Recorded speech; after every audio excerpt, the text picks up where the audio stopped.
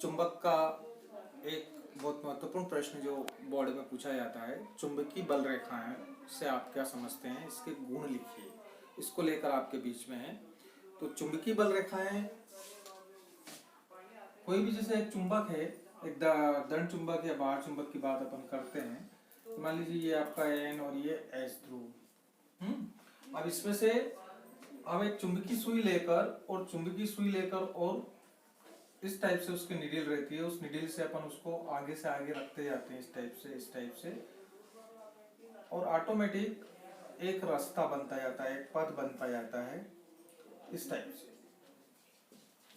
एक वक्र बनता जाता है। तो ये जो वक्र होता है, काल्पनिक वक्र जिसको हम बोलेंगे, काल्पनिक रास्ता जो होता है, इसको अपन बोलते हैं चुंबकीय बल रेखा। चुंबकीय बल रेखा या चुंबकीय क्षेत्र रेखा, चुंबकीय क्षेत्र रेखा, क्षेत्र रेखा भी कहते हैं इसको।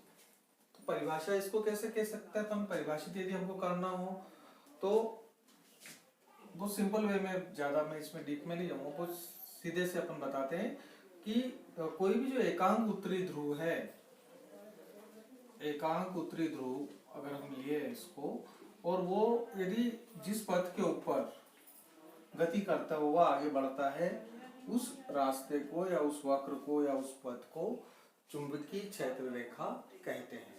हम इस प्रकार से इसको परिभाषित कर सकते हैं।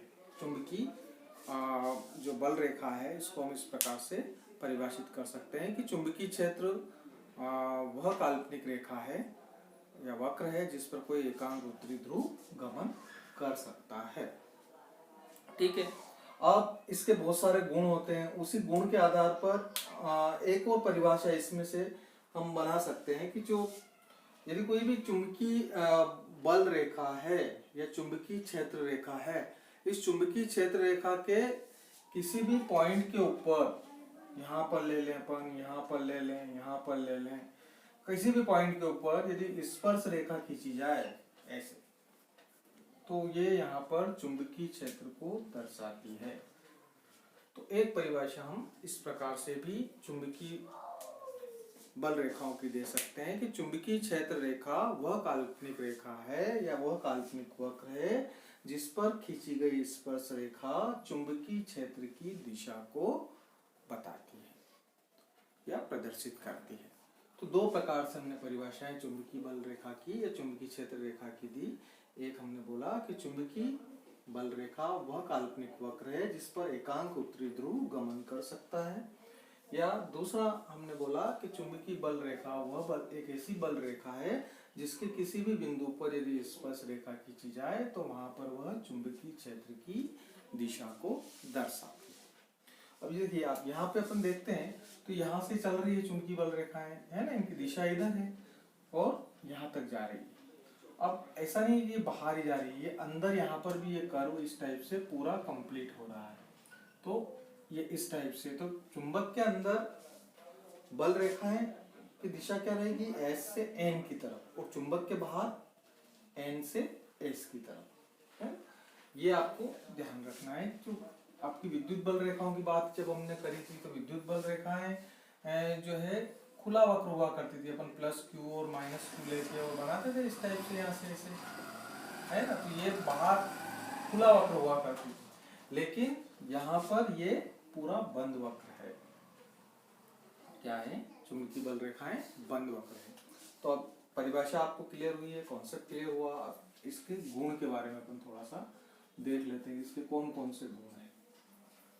तो गुण वही हैं, बेसिकली एक एक करके अपन समझेंगे कि इनकी दिशा जो है चुंबक के बाहर नॉर्थ से साउथ की तरफ रहेगी और चुंबक के अंदर साउथ से नॉर्थ की ओर रहेगी। पहला गुण इसका, इनकी दिशा चुंबक के बाहर उत्तरी ध्रुव से दक्षिणी ध्रुव की ओर तथा चुंबक के अंदर दक्षिणी ध्रुव से उत्तरी ध्रुव की ओर रहती है और ये बंद वक्र बनाती है। फिर चुंबकीय क्षेत्र रेखाएं किसी भी बिंदु पर, जैसा खींचा है अपन ने, चुंबकीय क्षेत्र रेखा के किसी भी बिंदु पर खींची गई स्पर्श रेखा, यहाँ खींच लो, यहाँ खींच लो, किसी भी पॉइंट पर खींची गई स्पर्श रेखा उस बिंदु पर चुंबकीय क्षेत्र की दिशा को दर्शाती है। ये दूसरा गुण हो गया इसका। ठीक है। तीसरा गुण आप देखें कि दो क्षेत्र रेखाएं या दो चुंबकीय बल रेखाएं एक दूसरे को कभी नहीं काटती। क्यों नहीं काटती है, ऐसा इस टाइप का प्रश्न भी आता था पहले, तो क्यों नहीं काटती है, तो ये मैं थोड़ा सा आपको बता देता हूँ कि जैसे इसका एक गुण है, अभी हमने देखा कि चुंबकीय बल रेखाएं जो होती है वो उसके चुंबकीय बल रेखा के किसी भी बिंदु के ऊपर खींची गई स्पर्श रेखा चुंबकीय क्षेत्र की दिशा को बताती है। मान लीजिए ये आपका एक दंड चुंबक है, ये N, ये S लिया हमने यहाँ से चुंबकीय बल रेखाएं बताई कि चुंबकीय बल रेखा इस टाइप से चल रही है, यहाँ से ऐसे ये हम बता रहे हैं कि N से S की तरफ जा रही है, N से S की तरफ जा रही है। अब हम अगला जो इसका प्रॉपर्टी है वो ये है कि इसके किसी भी पॉइंट पर अपन खींचते हैं स्पर्श रेखा तो वो चुंबकीय क्षेत्र की दिशा को बताती है।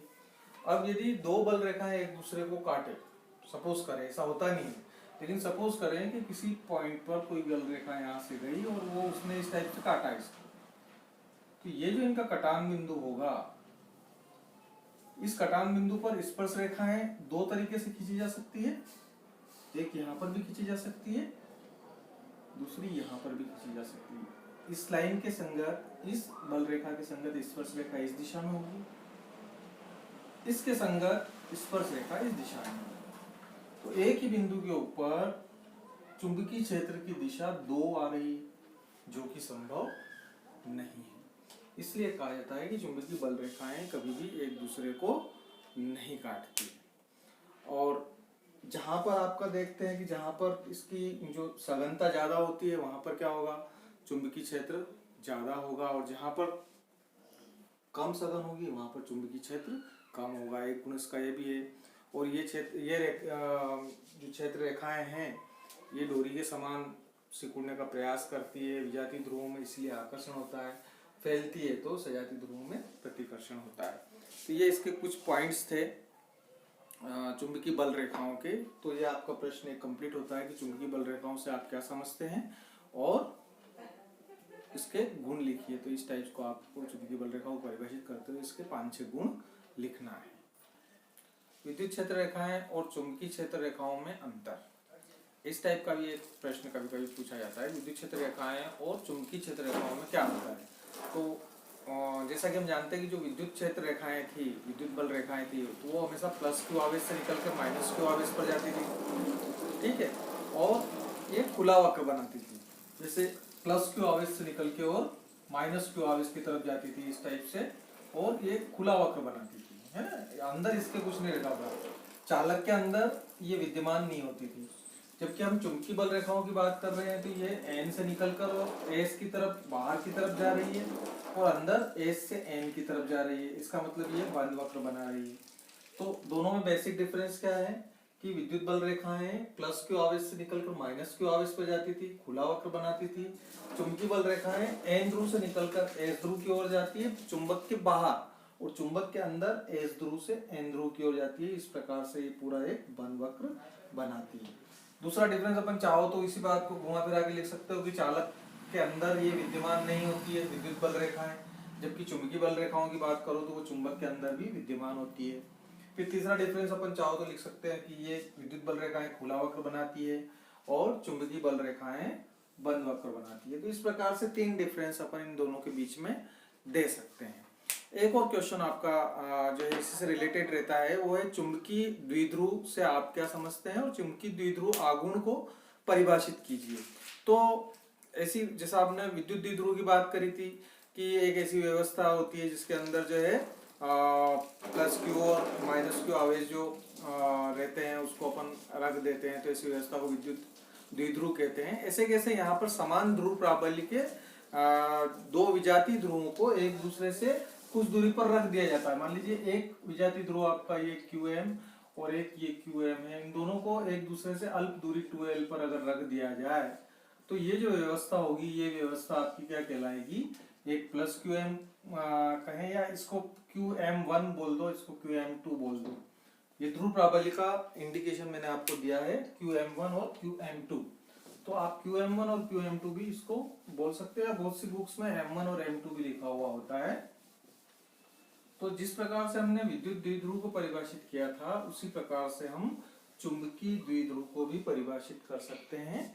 वहाँ यहाँ पर भी हम दो विजातीय ध्रुव प्राबल्य को, विजातीय ध्रुव प्राबल्य मान लीजिए QM1 ले लें और ये QM2 ले लें, इनको लेके और इनको बीच में कुछ डिस्टेंस रख दिया जाए, तो ये जो पूरी व्यवस्था है, ये व्यवस्था आपकी क्या कहलाएगी? चुंबकीय द्विध्रुव कहलाएगी। अब जब बात करते हैं हम चुंबकीय द्विध्रुव की, तो इसके साथ के साथ चुंबकीय द्विध्रुव आघूर्ण की भी बात करते हैं। चुंबकीय द्विध्रुव आघूर्ण को अपन कैपिटल M से बताते हैं, जैसा कि विद्युत द्विध्रुव आघूर्ण को अपन P से बताते थे, है ना, P से बताते थे। तो वहां पे अपन क्या करते थे? एक आवेश और उन दोनों के बीच की दूरी, है ना, ये लेते थे। सिमिलरली यहाँ पर एक ध्रुव प्राबल्य और उनके बीच की दूरी 2l, तो ये जो आपका है ये क्या कहलाएगा? आपका चुंबकीय द्विध्रुव आघूर्ण कहलाएगा। कैसे परिभाषित कर सकते हैं? चुंबकीय द्विध्रुव आघूर्ण ध्रुव प्राबल्य QM तथा उसके बीच की 2l क्या चीज है? यहाँ पर, यहाँ 2l क्या चीज है? हमने पहले फर्स्ट वीडियो में समझाया था। 2l आपकी क्या है? इसकी प्रभावकारी लंबाई है।